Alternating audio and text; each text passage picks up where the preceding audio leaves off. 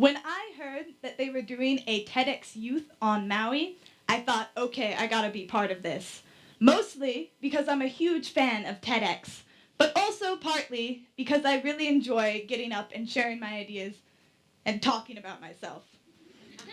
Anyways, I sent in my application, I did an interview, and by some miracle, I ended up here in front of all of you today. Now that that was done, something big happened, something a little bad. I realized I didn't know what I was going to talk about. I wanted to say something profound, something that would change your life, something that would inspire you. But unfortunately, in the 17 years that I've lived on this planet, nothing profound has come to mind. So instead today, I would like to share something simple. When I was a little kid, I thought my parents were perfect. I thought they knew everything. I thought that somehow, at some point in their lives, they'd been given a guide so that they knew exactly what to say, when to say it, and that they would never make mistakes. As I got older, I realized this was not true. And beyond that, I realized that it extended not only from my parents, but to other adults I knew. Now, this is very frightening because I had thought that when I turned 18, somebody was going to hand me a book, a guide, so that I would never make another mistake in my life, and that I would know exactly what to do every moment of every day. It turns out that's a lie. We don't get a book, and most of the adults I know are in fact winging it.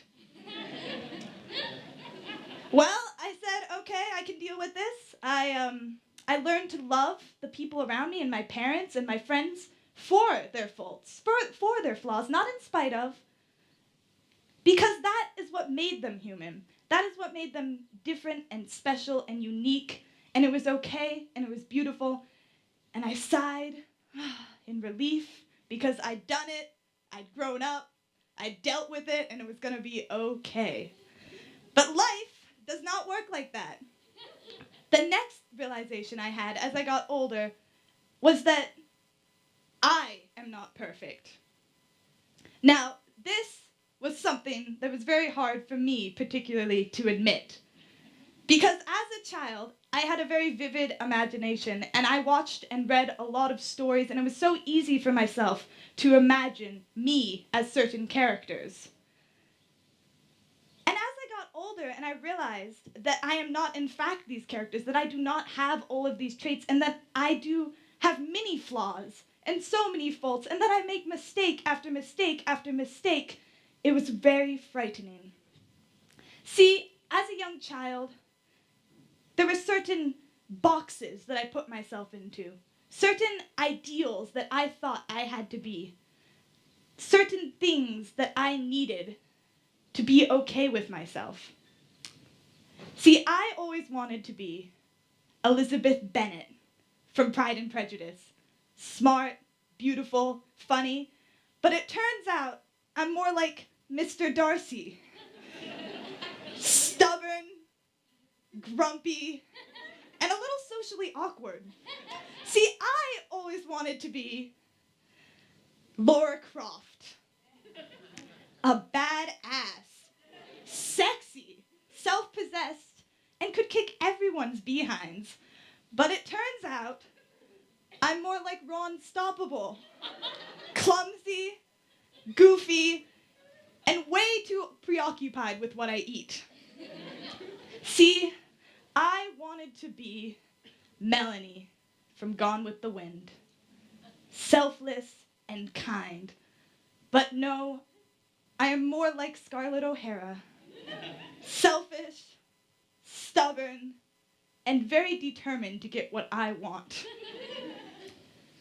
This was something that was terribly hard for me to admit, and I don't think I ever really did for a very long time. When I got to high school, I took the things around me and decided that, okay, maybe I'm not perfect now, but I can be perfect.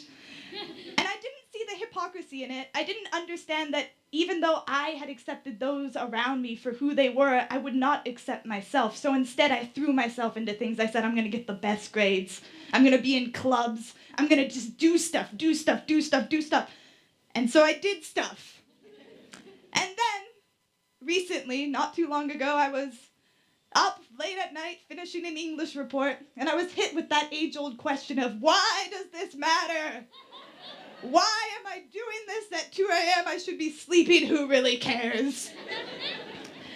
And at that point, I decided, okay, this is not making me happy, and I'm definitely not perfect. I am still making so many mistakes, so I'm going to step back. I'm going to do less things. I'm not going to invest myself so much in all of this, and I'm going to accept myself. So I stepped back. I did less things, and guess what? I still wasn't happy all the time. And that is because I had missed something very important. See, if I can't be a perfect human being, then that also means that I can't be perfectly happy all the time. I cannot always be smiling. I cannot always be glad and laughing. There are going to be times when I cry. And there are going to be times when it's hard. And admitting that to myself was difficult. And there are days still when I don't think I truly believe that. There are days when I say, no, if I work harder, if I do this, I can be perfect, and I can be happy all the time. It's not true. And maybe someday I'll finally get it. So here's the simple thing that I promised all of you. When I get upset, I don't know if you guys do this too, but I tend to spiral. It can start with something very silly, like my parents saying, hey, Rosie, maybe it's not a good idea to go see Star Trek Into Darkness, the midnight premiere, before your AP test. And I start crying about that indignity, saying, you guys don't understand. What's really important in life? And they're like, Rosie, please. So I start crying about that. And then next thing I start crying about other things. And like, nothing makes sense, and I don't know what I'm doing, and what am I going to do with my life? And I cry. And that's okay, that's good. That's the first part of the simple solution. Ready? You cry. You cry a lot. Then I stare at the wall a while, and I just contemplate, and I just think about things, and just kind of let it all steep for a while. And then I say one thing to myself. I say, Rosie, you only have 80 or so years on this planet. Why don't you just enjoy it, love yourself, and in this moment, try to be happy. Now, I don't know what all of you go through in your lives. And I don't know if you spiral when you get upset. I don't know if you cry. And I don't know if your parents have ever told you that you're not allowed to go see a midnight premiere of a movie you really love because you got to be responsible. But I do know that that one little sentence does make me feel better. And I'm never going to be perfect. And I'm never going to be perfectly happy. But in the moments where I am sad, and in the moments where it is hard, if you have something that you can tell yourself, something to put it all in perspective, and remember that we only have 80 or so years on this planet, and we only have so much time, and that you are an amazing and beautiful human being, as so many of these other speeches have been trying to tell you. When you can say that to yourself, for a moment, I think it does make you happier. So, if you want to use mine, you're very welcome to it. Thank you.